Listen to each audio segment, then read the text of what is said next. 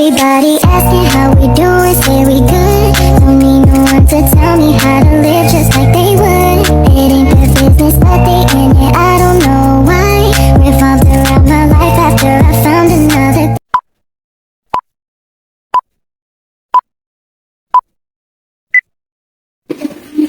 Assalamualaikum warahmatullahi wabarakatuh. Sebelumnya Pak, mohon izin saya di sini dari mahasiswa STIO Dharma Agung ingin wawancarai Bapak mengenai terkait mata kuliah pengembangan kepribadian.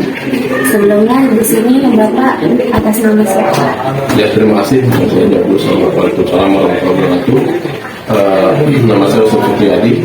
Kebetulan saat ini saya bekerja di salah satu perusahaan swasta sebagai kepala bagian di sana, dan juga saat ini saya melakukan kegiatan-kegiatan terkait dengan pekerjaan saya. Bagaimana perjalanan karir Bapak saat ini?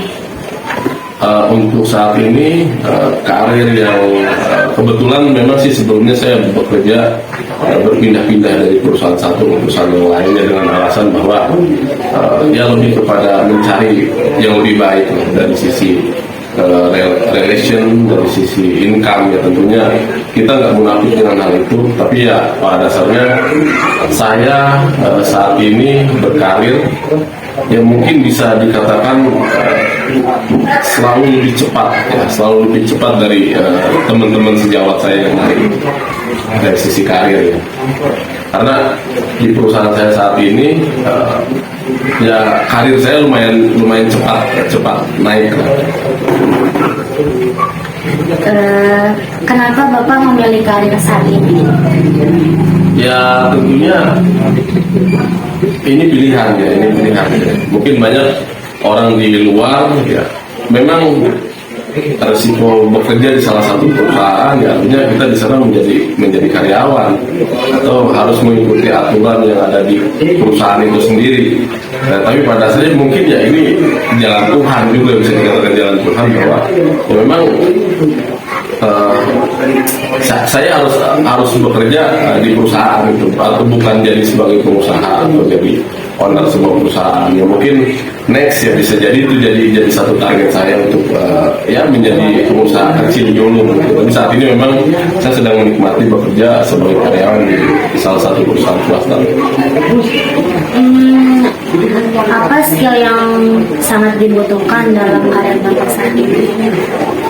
Saat ini kalau dari sisi skill ya, untuk pendidikan sendiri ya saat ini saya sudah magister di sumber daya manusia, ya artinya sebetulnya kalau bicara masalah edukasi atau kebutuhan apa sih yang dibutuhkan saat ini, artinya kita sebagai manusia tidak terlepas dari rasa selalu tidak puas ya terhadap apa yang kita miliki pada saat ini. Tapi tentunya kita harus juga memiliki batasan-batasan mengukur kemampuan kita, bahwa pada dasarnya kita boleh meningkatkan skill kita, tapi juga harus dengan batasan-batasan kemampuan kita. Ya, tentunya untuk meningkatkan skill ini kan tidak cukup dengan kita harus mengikuti proses pendidikan, juga di sana kita harus ya ada biaya, kita nggak bisa bohongin.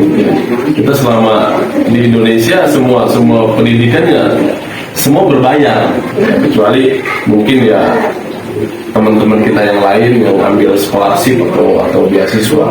Ya, artinya saat ini memang saya sudah secara pendidikan sudah mendapatkan gelar magister atau S2, dan tahun depan rencana saya akan ambil S3. Ya, dan kemudian juga saya juga melakukan beberapa training untuk mendapatkan gelar sertifikasi. Ya tentunya ini untuk meningkatkan, salah satunya tadi untuk meningkatkan skill saya di bidang yang sedang saya geluti saat ini. Kalau skill non formal itu ada nggak Pak, kayak selain dari pendidikan? Ya itu tadi yang tadi saya sampaikan.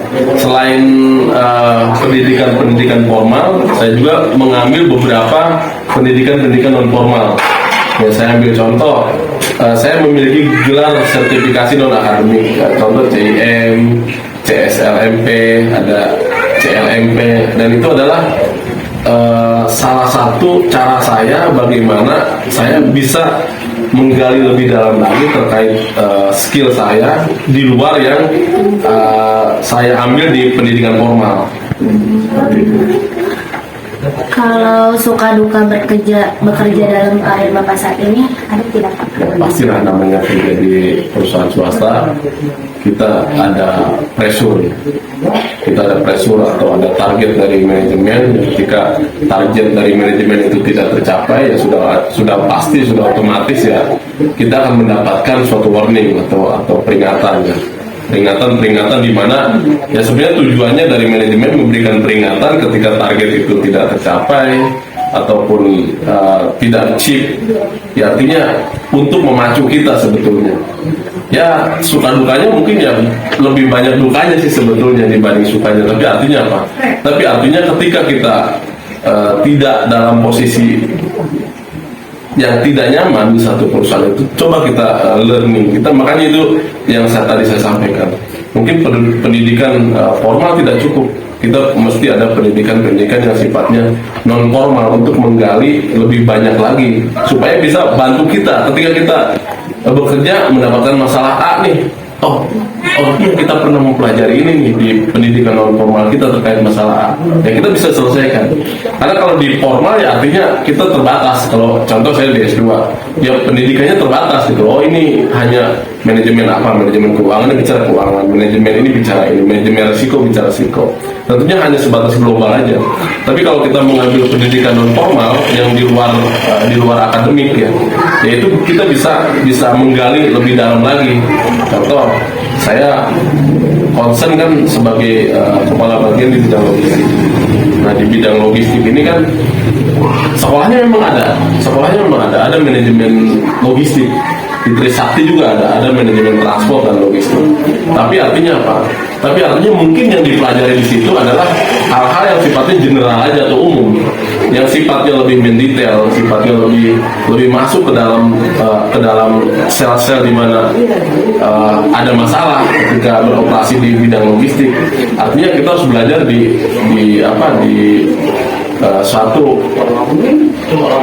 tempat yang memang yang non formal itu yang saya bilang. Makanya di Indonesia kan sekarang ada izin terkait dengan sertifikasi yang pendidikan non formal atau non akademik disebutnya, sertifikasi non akademik.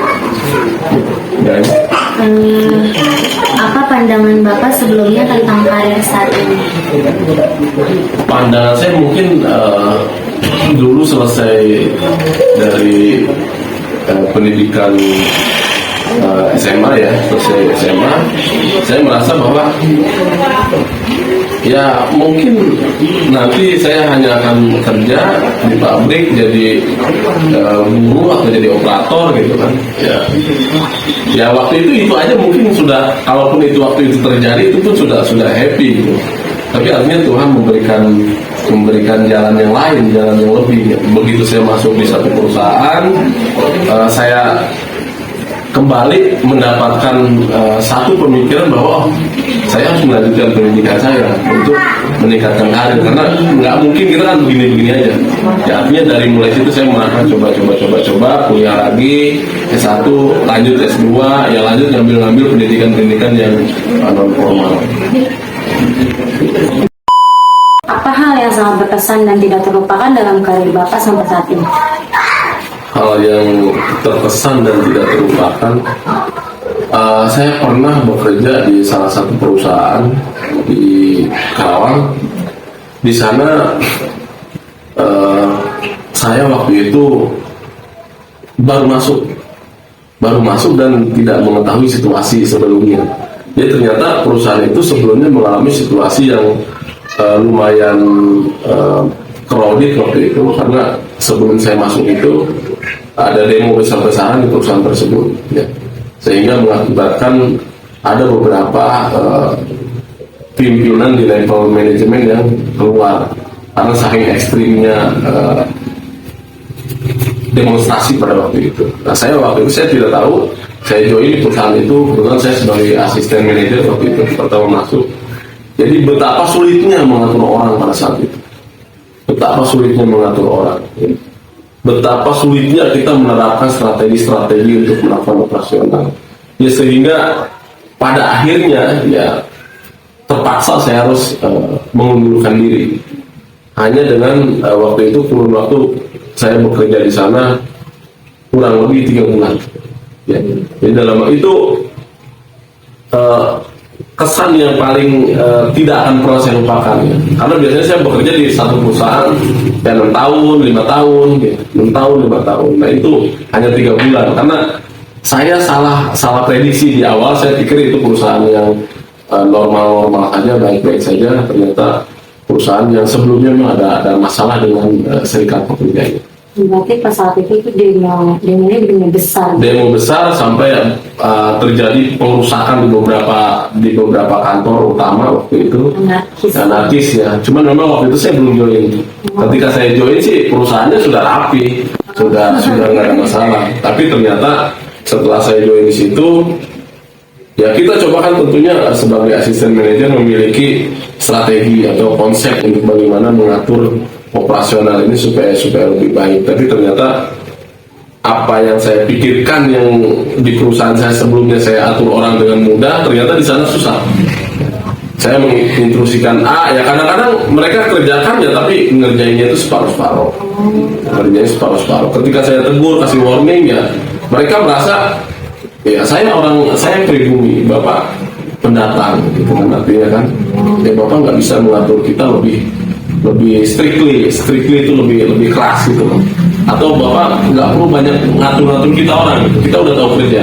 Nah itu yang akhirnya memang waktu itu dalam waktu hanya 3 bulan saya mengajukan surat pengunduran diri di perusahaan itu. Dan mungkin seumur hidup saya nggak akan pernah lupakan gitu. Jadi pengalaman tercepat saya bekerja gitu, hanya 3 bulan saya udah mengundurkan diri. Siapa atau apa yang menginspirasi Bapak dalam karir ini?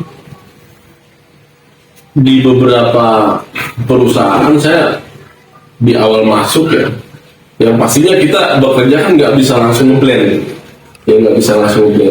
pasti walaupun posisi saya masuk biasanya di perusahaan itu udah langsung di level manajemen ya. Tapi ya tentunya walaupun kita di level manajemen kita nggak bisa langsung ngeblend. Karena pasti ada adaptasi, pasti kita harus komunikasi. Mungkin cara berkomunikasi kita di perusahaan sebelumnya sama di perusahaan kita yang baru kita kerja pasti berbeda. Dengan tipikal orang yang pasti juga berbeda-beda, nggak mungkin sama persis ya. Mungkin si A, si B sama-sama orang Sunda, tapi mungkin secara karakter atau pola pikir mereka pasti akan berbeda. Artinya apa? Artinya selalu setiap saya masuk di suatu perusahaan, saya memilih satu orang untuk setidaknya menjadi mentor saya di awal. Jadi mungkin kalau bicara siapa yang menginspirasi ya pasti ada beberapa orang gitu loh. Jadi ketika di perusahaan A ya pasti saya lebih cenderung menginspirasi si ini nih, model kerjanya seperti ini. Banyak sih mentor saya, banyak mentor. Kalau misalkan mentornya Bapak itu yang menginspirasi Bapak itu yang atasan Bapak atau yang setara atau yang bawahnya? Biasanya yang atas. Biasanya yang atas. Selanjutnya tujuan yang belum terpenuhi dalam karir sampai saat ini, tujuan Bapak? Tujuan saya yang belum terpenuhi mungkin ya itu tadi, melanjutkan S3 saya. Itu memang saya sudah hampir 2 tahun ini, itu coba searching di Indonesia tentunya. Di Indonesia saya udah beberapa kali melakukan kunjungan atau visiting mungkin ke beberapa universitas. Saya ambil contoh ke Universitas Borobudur, saya pernah datang dan tanya-tanya aja sih, mungkin nggak sampai terlalu daftar segala macam. Terus ke universitas terbuka juga ya, mungkin karena keterbatasan mungkin ya. Karena apa? Karena kan sebagai karyawan kita ini susah, waktunya terbatas ya. Kecuali mungkin saya sebagai dosen atau sebagai pengajar ya. Karena memang target saya adalah ya di pabrik ini kan kita bekerja maksimal ya sampai 55 tahun kan. Nah setelah itu kan kita mau ngapain? Ya, artinya kalau kita memiliki satu investasi ya di bidang pendidikan ya, artinya setelah nanti saya pensiun ya saya bisa ngajar. Karena mungkin beberapa teman saya pun teman saya di S2 yang pernah ya, ada beberapa yang nawarin untuk saya jadi dosen, cuma memang karena di pabrik ini memang sulit waktu juga, capek juga pulang di pabrik juga capek, karena kebetulan ya saya hampir 24 jam monitor, walaupun kerja di kantor yang cuma 8 jam tapi hampir 24 jam untuk monitor tim yang bekerja di operasional. Artinya ya tentunya tadi yang balik lagi ke pertanyaan yang tadi, apa yang belum tercapai, saya rasa untuk kaya sih ya sudah lah, ini mungkin saya udah cukup lah, mau ngajar apa lagi sih kan udah ya. Intinya saya sih lagi coba berinvestasi. Kalau orang bilang investasi dari leher ke atas ya, bukan investasi dari sisi materi ya. Kalau sisi materi ya tentu investasi, saya ada asuransi buat anak, asuransi buat pendidikan ya, beberapa juga aset rumah juga ada di beberapa tempat. Tapi artinya itu nggak ada artinya, itu kan habis pada waktunya. Yang nggak akan habis kan investasi dari leher ke atas, yaitu adalah investasi di bidang pendidikan. Banyak orang, jadi perusahaan saya aja saat ini banyak orang setelah 55 pensiun 2-3 tahun udah dengar kabar udah meninggal. Banyak meninggal. Artinya apa? Artinya mungkin ya karena sibuk terus kerja gitu kan. Begitu 55 pensiun dia mau ngapain bingung gitu. Hanya di rumah diem, nggak ada gerakan, sakit kan usia udah tua kan, banyak kan seperti itu. Ya saya harapannya ke sana. Yang saya lagi tuju adalah saya bagaimana caranya ingin S3 saya bisa raih gitu. Program S3 saya bisa raih ya, untuk tujuannya nanti ke sana. Ya mungkin jadi bisa mengajar atau bisa jadi narasumber di seminar-seminar. Walaupun mas saat ini sudah, kalau narasumber di seminar saya sudah beberapa jadi narasumber di beberapa seminar ya, tentunya yang kaitannya dengan industri, dengan pabrik seperti itu. Itu seminarnya itu seminar di kampus atau umum? Di kampus pernah, kalau umum sih enggak. Saya pernah di kampus sama pernah di satu SMK di Tambun, beberapa SMK. Terus yang terakhir, pesan Bapak kepada kita semua penonton, kepada saya, kepada teman saya seputar karir Bapak. Ya artinya gini, mungkin ya kalau bicara karir saya juga belum ada apa-apanya, ya, belum menjadi satu karir yang di top sekali gitu. Sebenarnya enggak juga. Tapi pada saat ini selama kita hidup artinya kita jangan puas dengan apa yang kita sudah raih saat ini. Kalau kita mau maju, jangan puas dengan apa yang sudah kita raih saat ini. Artinya apa? Dengan kita mendevelop diri kita, bahwa kita tidak selalu puas dengan kondisi saat ini, artinya kita akan melakukan improvement. Ya. Mungkin improvementnya dalam sisi apa? Dalam seperti apa? Mungkin investasi. Ya bicara investasi bukan hanya duit. Investasi bisa pendidikan, bisa dan banyak lagi yang lain. Tapi artinya jangan merasa puas. Tapi bukan berarti tidak bersyukur ya. Tidak merasa puas, tapi bukan berarti tidak bersyukur. Kita tetap harus bersyukur.